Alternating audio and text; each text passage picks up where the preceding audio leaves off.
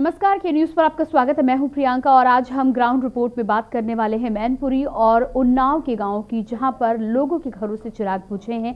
ऐसे में किस तरह की दिक्कतें पेश आ रही हैं, उसको लेकर हमारे आज के कार्यक्रम में हम बातचीत करेंगे।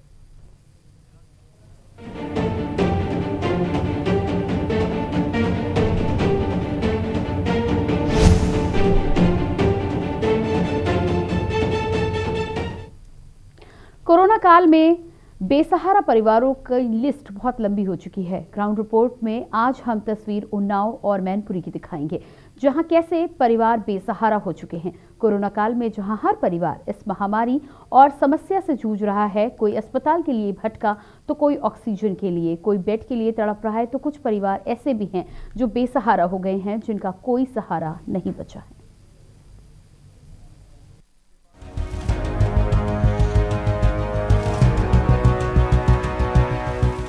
मैनपुरी का कस्बा किशनीनगर में एक परिवार ऐसा भी है जिसकी कहानी ने सबको झंझोर कर रख दिया है। एक ऐसा हरा भरा परिवार जो उजड़ चुका है। संजय गुप्ता की कोरोना पॉजिटिव होने के चलते आगरा के एसएन मेडिकल कॉलेज में मौत हो गई थी। उसके बाद मृतक संजय गुप्ता की पत्नी गरिमा गुप्ता की सुबह उनका अचानक बीपी डाउन हुआ। परिजन उन्हें इटावा इलाज के लिए ले गए, लेकिन उनकी इलाज के दौरान मौत हो गई। इस दंपति के एक बेटी और बेटा भी है। अब इस परिवार के आगे रोजी रोटी की समस्या भी आ गई है, क्योंकि घर में अब कोई भी कमाने वाला नहीं है। परिवार का क्या कहना है, आप खुद सुनिए। मेरा नाम प्रांशु गुप्ता है और मेरे माता पिता की मौत कोविड से हुई। पापा की 1/5 को हुई थी और माँ की 1 मई को और मम्मी की 2 जून को। अभी मुझसे किसी ने कोई संपर्क नहीं किया। कहीं आवेदन किया है आपने? अभी तक नहीं किया। तो माँ बाप के बाद कितने लोग रह गए परिवार में? 4 लोग। 2 महीने के कार्यकाल में 3 लोगों की जो है मौत हो चुकी है। उस परिवार में भी कोई कमाने खाने वाला नहीं रहा। जो भी दायित्व तो हमें निभाना पड़ेगा। चाचा चाची हैं, बहुत बुजुर्ग हैं, 90-95 साल की अवस्था है उनकी। संकट है, क्या बीत रही है, कोई नहीं आया। कोई नहीं। वहीं दूसरी तस्वीर उन्नाव के शुक्लागंज की है। अखिलेश कुमार निषाद, उम्र 49 साल, एक प्राइवेट नौकरी कर अपने परिवार का जीवन यापन कर रहे थे। अखिलेश की 14 अप्रैल को कोरोना से सरस्वती मेडिकल हॉस्पिटल में मौत हो गई, जिसके बाद से उनके परिवार में कोहराम है। वे अपने पीछे पत्नी, 4 बच्चे अनीशा, अंशिका, अभिषेक, अभिनव को छोड़ गए, जिनकी शिक्षा, उनके पालन पोषण का भार उनकी पत्नी पर आ गया है और वो अब असहाय महसूस कर रही हैं। परिवार का क्या कहना है, जरा आप खुद सुनिए। मैं आज जिले के शुक्लागंज में हूँ, जहाँ पर एक परिवार के मुखिया अखिलेश को देहांत हुआ है और उनका आज हम उनके परिवार के बीच में है, उनकी समस्याओं को सुनने के लिए। उनकी पत्नी के यहाँ हमारे साथ हैं। क्या नाम था आपके? बहुत खराब है कि 2 सदस्य को भूल चुके हैं और हमारे घर में कोई कमाने वाला नहीं है। अब छोटे छोटे बच्चे हैं, शादी करने वाली लड़कियां हैं। हम कैसे क्या करेंगे? हमको तो कुछ समझ में ही नहीं आ रहा है कि हम आगे क्या करेंगे, कैसे क्या करेंगे। क्या आपको किसी भी सरकारी कोई योजना का लाभ मिला, कोई प्रधानमंत्री योजना, किसी प्रकार कोई लाभ मिला? नहीं, अभी तक कोई लाभ नहीं मिला। ये देखिए, हमने जानकारी प्राप्त की है, जहाँ पर घर के मुखिया का देहांत हो जाने के बाद ये परिवार हमारे सामने पीड़ित है और हमने जानकारी दी इनके बच्चे हैं, इनके बच्चों की शिक्षा का, इनके जीवन यापन का किस प्रकार से होगा, किसी प्रकार की कोई सरकारी योजनाओं का लाभ उनको नहीं प्राप्त हुआ है। महामारी के इस दौर में ये कहानी कोई नई नहीं है। ऐसी बहुत सी कहानी है और ऐसे बहुत से परिवार हैं जिनका मुखिया उस परिवार को छोड़कर जा चुका है। सरकारी योजनाएं उन तक कैसे पहुंचेंगी और आर्थिक सहयोग उन्हें कैसे मिलेगा, इस पर सरकार और प्रशासन को सोचने की जरूरत है। डेस्क रिपोर्ट, के न्यूज़ इंडिया।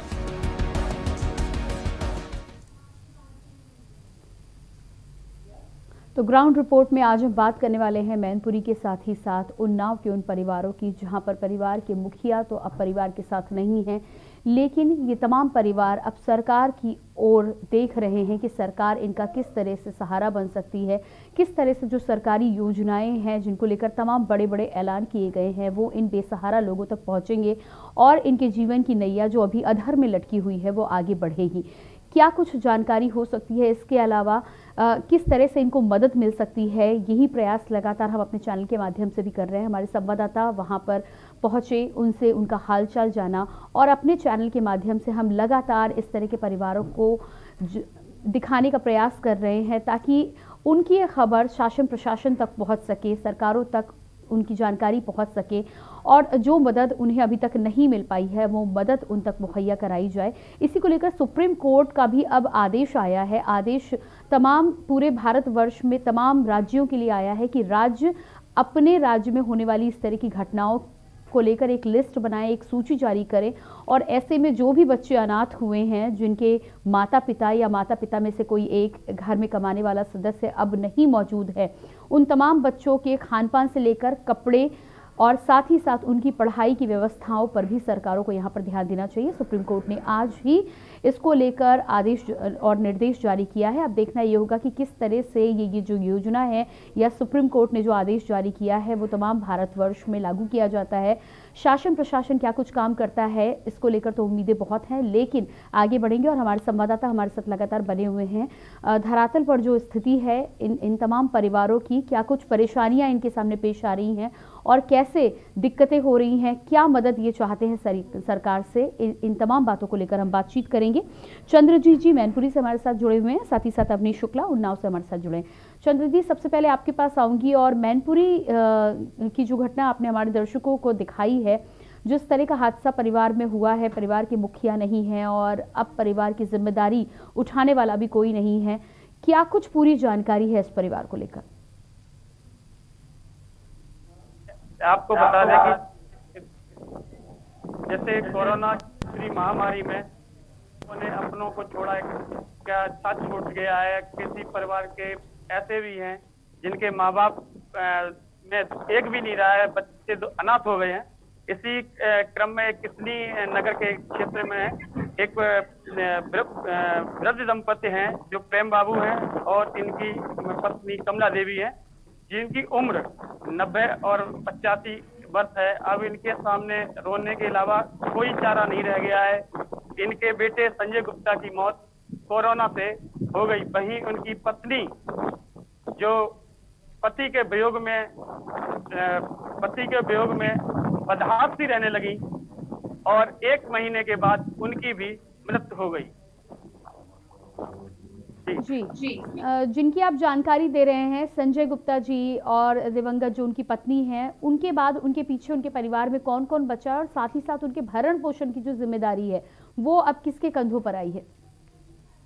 जी, संजय गुप्ता के एक पुत्र है प्रिंस, जिसकी उम्र 18 वर्ष है और वही पुत्री यकी है जिसकी उम्र 22 वर्ष बताई जा रही है। ये परिवार में 2 बच्चे ही बचे हैं और सरकार द्वारा इनके लिए अभी तक कोई भी इंतजाम नहीं किया गया है। किसी भी आला अधिकारी ने जाकर ये नहीं पूछा कि तुम्हारा कार्य कैसे चल रहा है और प्रशासन की तरफ से भी अभी तक कोई भी सहायता नहीं दी गई है, ना धनराशि प्रदान की गई है। यहाँ तक कि किसी अधिकारी या कर्मचारी ने उनके घर जाने की जहमत तक नहीं उठाई है। जी बिल्कुल, अभी तक अधिकारी नहीं पहुंचे हैं, लेकिन चंद्रजीत जी आपको बता दूं कि सुप्रीम कोर्ट का आज ही निर्देश आया है। पूरे भारतवर्ष में तमाम राज्यों को सुप्रीम कोर्ट ने निर्देश दिया है कि इस तरह के तमाम जो बच्चे हैं उनकी सूची तैयार की जाए और साथ ही साथ आगे जो भी सरकारी योजनाओं का लाभ है वो उन्हें देना ही होगा और उन तक पहुंचाया जाए। ये निर्देश सुप्रीम कोर्ट की तरफ से आए हैं तो यकीनन अब इस पर कुछ ना कुछ कार्रवाई होगी। हम चाहेंगे कि आप भी अपने चैनल के माध्यम से उन तक ये बात पहुंचाएं और साथ ही साथ उन्हें हौसला भी दें कि उन्हें आगे बढ़ना चाहिए और जिसके पास ही डीएम से लेकर अन्य जिसके पास भी वो अपनी प्रार्थना लेकर जा सकते हैं वो लेकर जाएं ताकि उनका जो नाम है वो भी कहीं ना कहीं उस सूची में शामिल हो सके। आपके पास वापस आएंगे और परिवार के हालातों की स्थिति पर हम जायजा लेंगे, लेकिन उसी बीच हमारे साथ अवनीश शुक्ला भी उन्नाव से बने हुए हैं। जी अवनीश, आपसे जानना चाहेंगे कि उन्नाव के परिवार की जो स्थिति आपने बयां की है, कौन कौन लोग परिवार में बचे हुए हैं और साथ ही साथ अब परिवार की गुजारा किस तरह से चल रहा है, जो भरण पोषण की जिम्मेदारी है उसको लेकर परिवार की जो अब मुखिया मां रह गई हैं, उनका क्या कुछ कहना है? जी, मैंने अब परिवार में जो मुखिया था वो कोरोना से ग्रसित होकर उनकी जो है 13 अप्रैल को जो है मृत्यु हो गई थी सरस्वती मेडिकल कॉलेज में। वो कोरोना से ग्रसित होने के बाद वहाँ पर एडमिट हुए थे और उसके बाद उनकी वहाँ पर मृत्यु हो गई। जिसके बाद वे अपने पीछे अपनी पत्नी व 4 बच्चों को छोड़ गए। कि उनकी जो सबसे बड़ी वाली बच्ची है 19 वर्ष की, फिर उसका 17 वर्ष और 13 व 12 वर्ष के 2 लड़के हैं। मैंने जब उनके परिवारीजनों से बात किया तो वो उनकी पत्नी जैसे ही चर्चा हुई उस बात की वो रोने लगी और उनके सामने सबसे बड़ा प्रश्न चिन्ह यही था कि अब आगे क्या और कैसे। उनका यही था कि अब आगे परिवार का जीवन यापन किस प्रकार चलेगा। उनकी बच्ची जो 19 वर्ष की है उसके विवाह को आगे कैसे होगा, कैसे किस तरीके से तैयारियां की जाएंगी, किस तरीके से उनकी शिक्षा का किया जाएगा, व्यवस्था की जाएगी, इस सब को लेकर वे चिंतित थी। और यही प्रश्न उनके मन में बार बार उठ रहा था कि अब आगे क्या, कैसे क्या करेंगे, कौन सहारा बनेगा। जहाँ तक जब उनसे चर्चा हुई तो किसी भी सरकारी योजनाओं का लाभ मिलने की या किसी भी प्रकार की योजना को के लिए भी उन्होंने जानकारी दी कि कहीं से भी किसी भी प्रकार का कोई लाभ अभी उन्हें।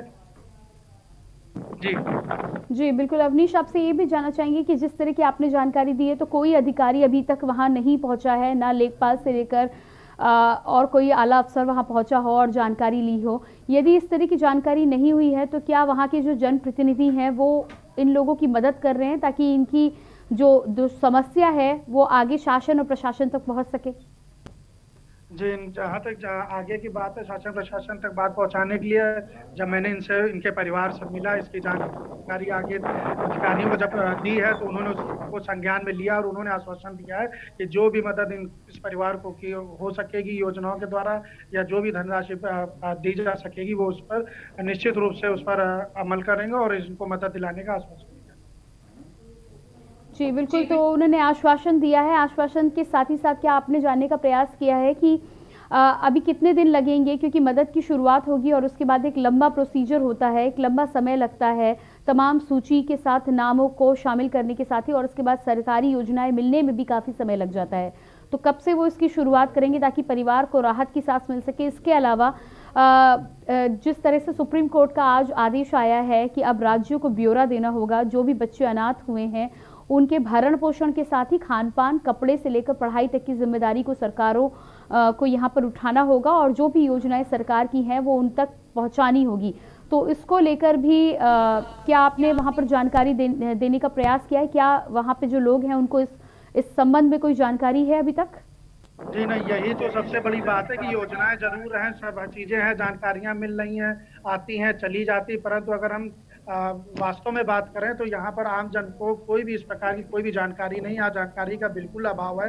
किसी भी परिवारीजन को जो भी कोरोना से ग्रसित होकर जिन्होंने अपनों को खोया है या आज ने असहाय हो गए और उनको निश्चित रूप से सहायता की जरूरत है, तो वो लोग उनको जानकारी की इन सब चीज़ों का अभाव है कि कहाँ, उनको यही नहीं पता है कि अगर क्या योजना आई है तो किससे मिलना है, कहाँ जाना है, कौन करेगा, कि कहाँ एप्लीकेशन देना है, कहाँ अप्लाई करना है, कौन सा विभाग इसके लिए जिम्मेदार। इन सब चीज़ों का अभाव होने के कारण कोई भी परिवारीजन इसका लाभ लेने में असमर्थ है। जी बिल्कुल। इसके अलावा आपसे ये भी जानना चाहेंगे कि जब तक किसी भी सरकारी योजना के लिए इन्हें सूचीबद्ध नहीं किया जाता है या जब तक मदद नहीं मिलती है, जिसका कि समय अंतराल अभी कोई नहीं बता सकता कि कितना समय लगेगा इन तमाम कार्यों में, तब तक इन परिवारों का भरण पोषण किस तरह से हो रहा है?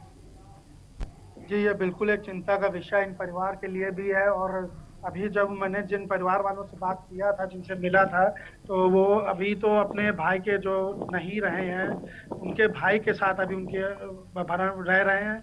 और अभी वही मैंने बोला ना, अभी बताया भी था कि जो है उनके आगे ये बहुत बड़ा प्रश्न है कि आगे क्या करें। वो बस उनसे जब भी बात करता हूँ या पूछा तो वो ये कह रहे थे, यही चिंता है का विषय है कि अब आगे कैसे क्या होगा।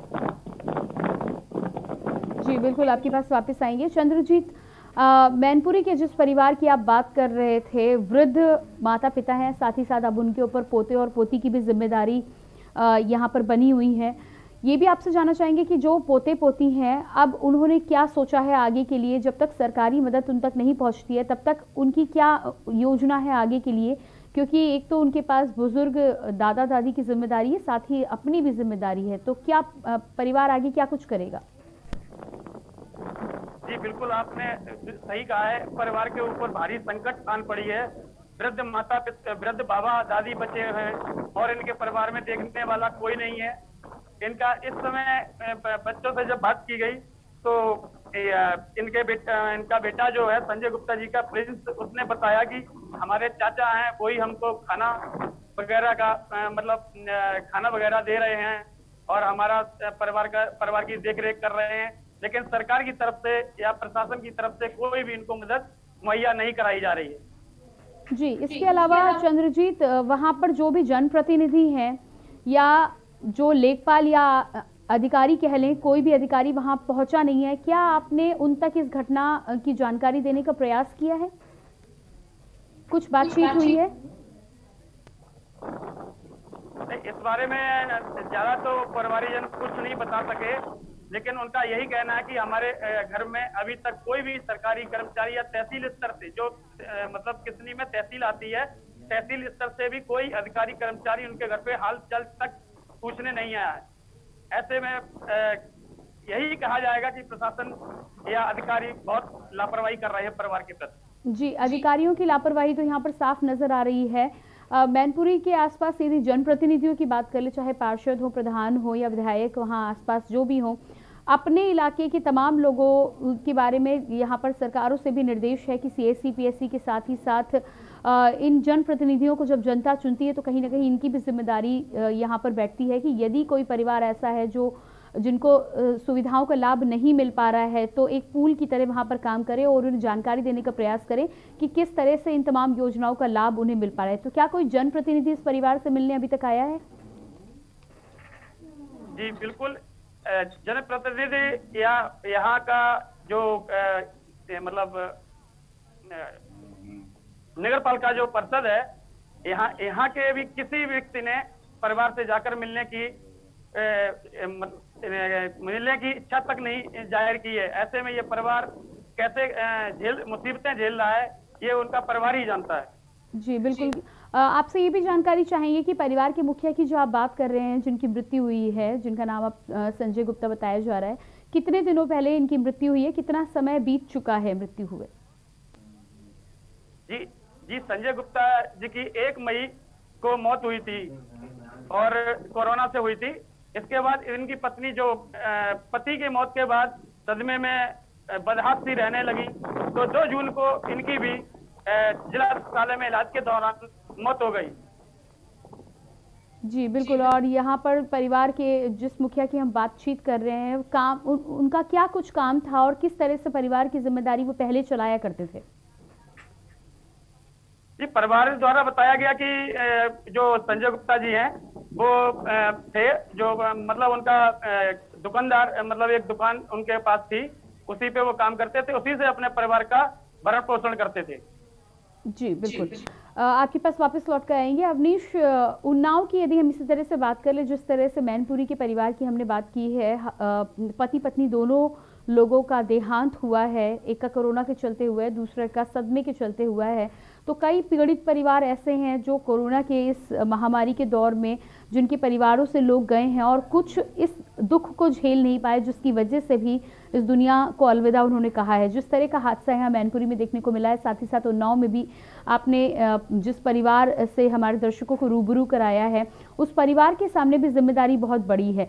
4 बच्चे हैं, 4 बच्चों के साथ एक महिला के ऊपर ये तमाम जिम्मेदारी होती है। जैसा कि आपने बोला कि अभी उनके रिश्तेदारों के द्वारा ये भरण पोषण किया जा रहा है, लेकिन आगे की योजना के बारे में परिवार का क्या कहना है? यदि सरकार से मदद मिलने में देरी होती है, नहीं मिलती है समय पर मदद, तो क्या सोचा है, किस तरह से आगे वो अपना जीवन चलाएंगे? जी, अभी मैंने जब उनसे बात किया तो उसके पहले तो उनको कोई जानकारी नहीं थी कि क्या कोई योजना भी है, सरकारी योजना आई हुई है, या कोई जानकारी का उनके पास पूर्ण रूप से अभाव था। जब मैंने उनसे चर्चा किया और उनको आश्वासन दिया तो वो तैयार हुए, उन्होंने कहा एप्लीकेशन दिला के, और मैंने जिलाधिकारी जी से बात किया है, तब आगे जाके आश्वासन मिला है। अभी ये भी नहीं कह सकते कि ये कब तक होगा, क्या होगा, कब तक इनको सहायता मिल सकती है, किस रूप में मिलेगी, क्या ये निश्चित रूप से एक बहुत बड़ा प्रश्न उस परिवार के लिए सामने खड़ा हुआ है। पत्नी के लिए बहुत बड़ा यह प्रश्न है कि वो आगे अपने परिवार का भरण पोषण किस प्रकार करेंगी। उनकी 19 वर्ष की अभी सबसे बड़ी वाली बच्ची है, जिसका अभी आगे चल के शिक्षा के साथ साथ उसका भार पढ़ने के साथ साथ उसके विवाह का भी उनको प्रबंध करना होगा। उनके 2 बच्चे, एक 12 साल, एक 13 साल का है, उनको भी लेकर वो काफी चिंतित है।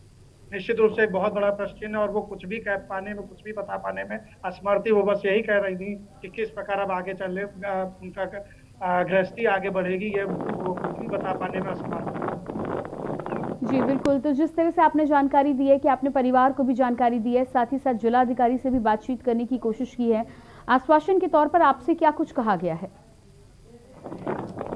आश्वासन के तौर पर अभी हमसे इनके डिटेल मांगी गई है कि परिवार में कौन लोग हैं, और आश्रित लोग की डिटेल मांगी गई है, बच्चों की डिटेल मांगी गई है कि कौन कौन लोग हैं और किस तरीके, और इनके जो पति थे जो इस कोरोना महामारी के कारण उनका देहांत हो गया है, वे एक प्राइवेट नौकरी में नौकरी करते थे, तो उनका भी डिटेल मांग के और उस पर रेजिस्टेंस मांगा गया है, आगे के डॉक्यूमेंट्स मांग कर उसकी आगे कार्रवाई करने के लिए बोला गया। जी बिल्कुल। इसके अलावा अवनीश, यदि हम तमाम सुविधाओं की बात करते हैं तो जिस तरह से कोरोना महामारी के दौर में जब दूसरी लहर आई तो पूरे राज्य के साथ साथ उन्नाव की भी स्थिति बद से बदतर बनी हुई थी। आपसे ही कई बार हम सबकी बातचीत हुई है, और ऑक्सीजन को लेकर जिस तरह की मारामारी मची थी, लोगों को ऑक्सीजन भी नहीं मिल पा रही थी, साथ ही साथ प्राइवेट नर्सिंग होम भी अपने हिसाब से लोगों को रख रहे थे, कहीं ठीक से मरीजों का इलाज नहीं किया जा रहा था, तो कहीं उन्हें बेड मुहैया नहीं हो पा रहे थे। आपको क्या लगता है कि ये जो तमाम हादसे हुए हैं उसमें स्वास्थ्य विभाग की कहाँ कमी रह गई, और क्या इन हादसों को संभाला जा सकता था? जी बिल्कुल, अगर जी अवनीश, आपसे जानकारी हम लेंगे, आपके पास वापस आएंगे, लेकिन उससे पहले रुकेंगे एक छोटे से ब्रेक के लिए। यहाँ पर अपने दर्शकों को लगातार बता दें कि हमारे कार्यक्रम ग्राउंड रिपोर्ट के माध्यम से हम लगातार आपको ऐसे परिवारों से रूबरू करा रहे हैं जिन परिवारों ने कोरोना महामारी के दौर में अपना सब कुछ खो दिया है। अब इन तमाम परिवारों के सामने ये बड़ा सवाल है कि कैसे इनकी आगे की ज़िंदगी में गुजर बसर होगा। इनके परिवार का जब मुखिया चला गया है तो घर के खान पान की जिम्मेदारी से लेकर पढ़ाई की जिम्मेदारी और विवाह की जिम्मेदारी आखिर कौन लेगा? सरकारों की तरफ से योजनाएं तो हैं, योजनाओं का लाभ इन्हें कैसे मिलेगा, ये बड़ा सवाल है। इसी पर हम बातचीत करें, लेकिन उससे पहले रुकेंगे एक छोटे से ब्रेक के लिए।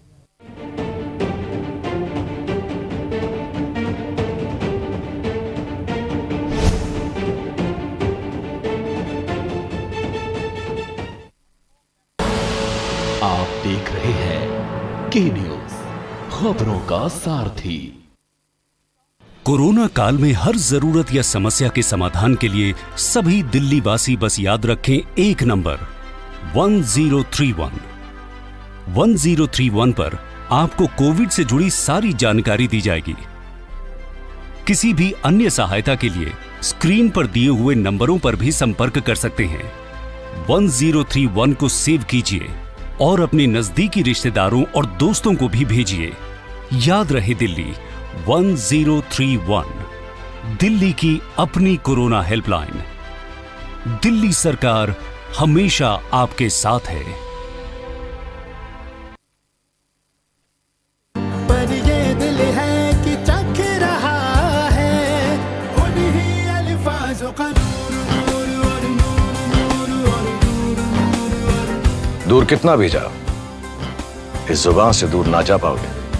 विमल, बोलो जुबान केसरी। आप देख रहे हैं के न्यूज, खबरों का सारथी।